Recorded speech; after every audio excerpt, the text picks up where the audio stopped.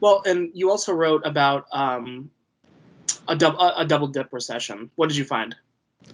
Well, I've been disturbed at the sort of presumption that there's going to be a double dip and that it's imminent, and that if Congress doesn't, in fact, make a deal with the administration, pass another stimulus bill, the economy is going to go negative.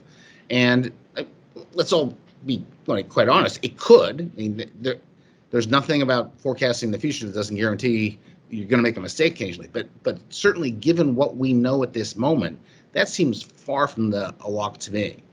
We have two regional Federal Reserve banks, the Federal Reserve Bank of Atlanta and the Federal Reserve Bank of New York, that engage in essentially real-time forecasting of the current quarter's GDP growth. So in the third quarter of 2020, they take all the data that gets released, they look at the relationship between those data and GDP growth historically, and they use it to forecast what current quarter GDP is going to be. So I look at those forecasts. The Atlanta Fed's called GDP Now, and the GDP Now forecast is 25.6% growth annualized in the third quarter.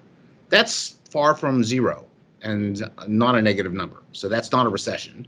The New York Fed is smaller, 14.6% annualized, but again, still well above zero. So what we know about the data and current conditions on the ground do not point toward imminent downturn. They point up, and up at a rapid pace.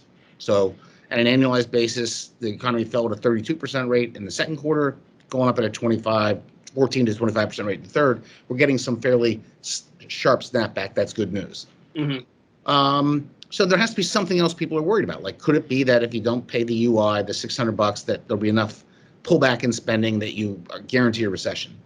Well, there could be a pullback in spending, and there could be a substantial impact on a particular section of the U.S. population. There's no question about that. I don't want to minimize that, but it doesn't look like it's big enough to guarantee that we go negative again.